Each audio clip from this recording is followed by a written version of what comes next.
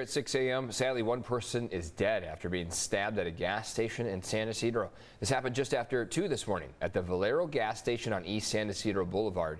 Still not clear what led up to this stabbing. We still have a lot of questions on this. We don't have any information on the victim. As soon as we get those answers, we will bring you the details here on CBS 8.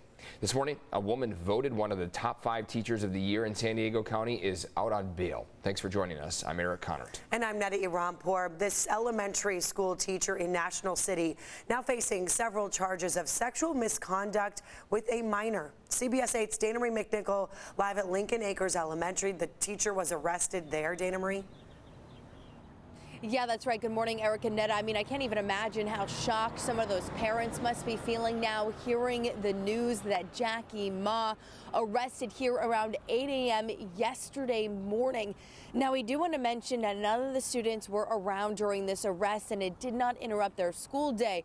But again, a teacher, someone that was highly accomplished. A lot of people looked to this teacher, giving her a lot of awards in her community. So this, again, must have come as a huge shock. Now, according to the San Diego Sheriff's Department, she was charged with 6 felony counts of sexual misconduct with a child under 14 years old, a student that no longer attends Lincoln Acres Elementary School here.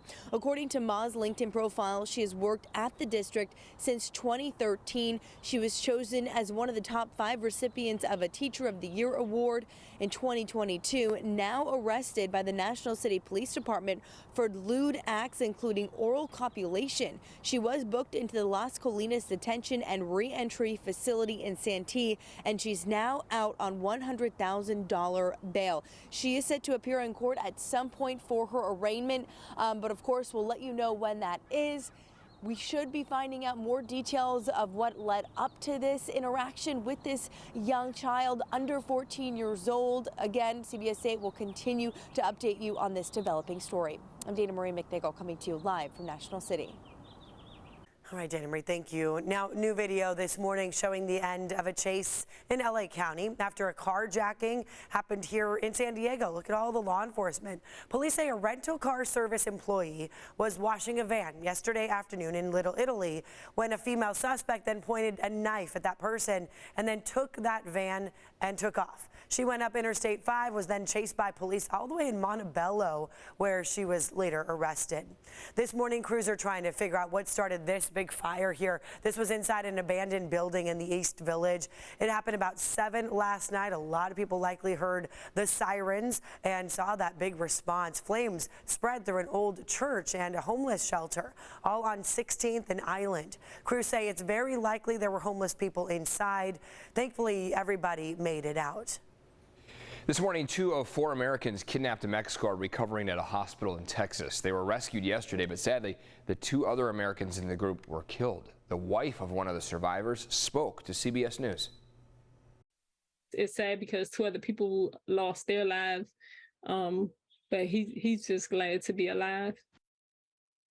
The group traveled to Mexico so one of them could have a cosmetic surgery, but they got caught in a shootout between rival drug cartels. Officials say this could be a case of mistaken identity, and the cartel may have thought the Americans were smugglers. So far, 1 man is in custody in connection to the attack. The State Department has issued several travel warnings to Mexico after that kidnapping, and it's not just for border states. CBS 8's Chris Groh joining us live from San Ysidro with a look at what people should know if they do plan on traveling to Mexico, especially, Chris, as we have spring break approaching here.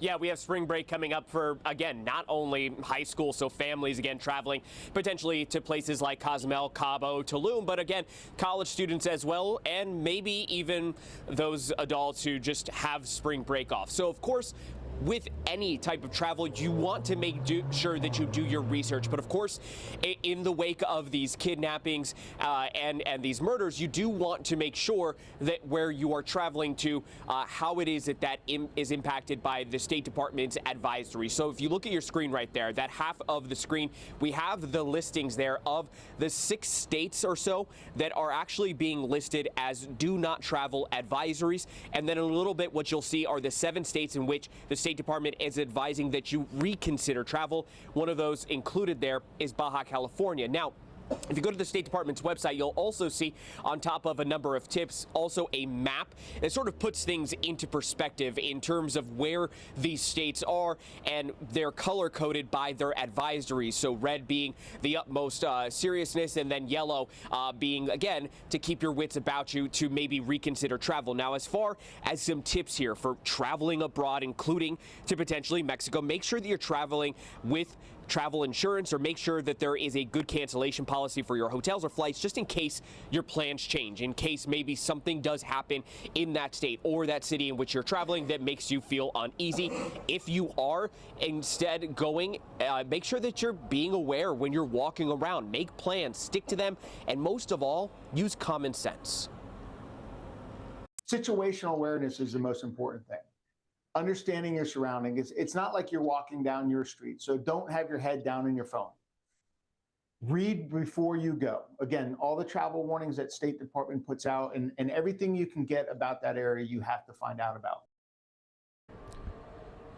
And again, these are tips that not only apply to traveling across the border, but really any travel abroad. Whenever that you are in a new city or country that is a place that is foreign to you, where you maybe don't speak the native language, you want to make sure that you're doing as much research as you can and making sure that you are as safe as possible. For more on what the State Department is telling travelers here coming out of the United States of America, you can go to CBS8.com. But for now, we're going to send things back to you, Eric.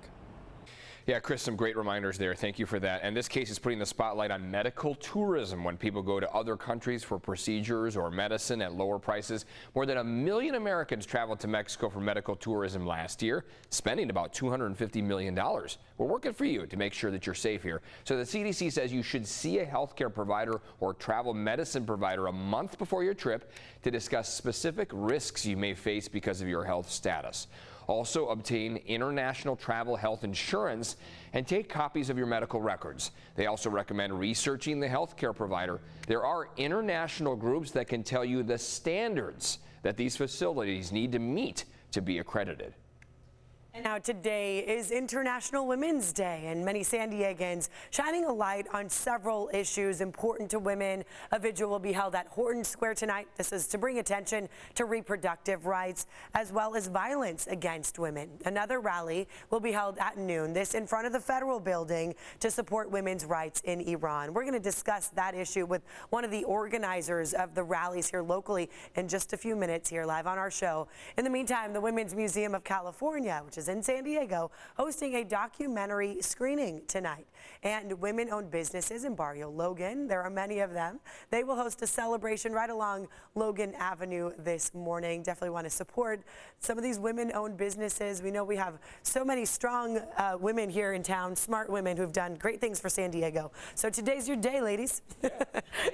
Take them out for a picnic or something. That's right? Today. Yeah. Well, celebrate. I think for a lot of these types of events, people wonder how they can celebrate. So there are a few options that you have. It is 6:09 on our Wednesday morning. We're starting off the day with beautiful conditions outside. It's cold, so the jacket is absolutely needed. You can see the American flag there blowing just a bit in the wind, 10 to 15 mile-per-hour gusts along the coast and inland. But, I mean, take a look. It's gorgeous as we start off the morning. A little bit of a panning toward the coastline there from Hotel Del. Forecast for the day shows upper 50s expected by the afternoon, upper 50s inland as well, under partly cloudy to mostly sunny conditions. Walking out the door right now, Ramona is absolutely the coldest spot here. 31 degrees in Ramona, 35 in Campo and Alpine, 34 in Julian to kick off the morning, and then right along the coastline we are mostly in the 40s as we start off the day. Almanac shows that by the afternoon we're going to peak about 5 to 10 degrees cooler than average. Some of our more generous models will push us to 60 degrees, but most keep us around 58, 59 degrees for this afternoon. We're not so concerned about rain so far this month. We are below average, but we do have several chances for more rain in the forecast. First chance comes Friday into Saturday, and then another chance Tuesday into Wednesday. These are two separate atmospheric rivers that we're going to give a little bit of a deep dive into as we head into the next forecast. So I'll let you know what to expect with that Friday to Saturday stretch, and then again for next week. Across this entire stretch of ups and downs, temperatures are going to be warmer for tomorrow through the rest of your week compared to where they are today. So today is the standout, and it has been over the last couple days of those cooler temperatures before we start to climb. It's 6:10 now. Let's take a look at how traffic is starting off our morning. So far, we're pretty quiet out there on the roads. No major crashes or collisions that we have here popping up on the screen. Starting to see a bit more volume on the Coronado Bridge. You can make that out just slightly, calling that the 75 down south. However, you could also see how headed up toward Del Mar and Oceanside, we are quiet on the 5. We'll let you know if we see any crashes or collisions popping up, as volume does tend to start to pick up over the next about hour or two. Back to you.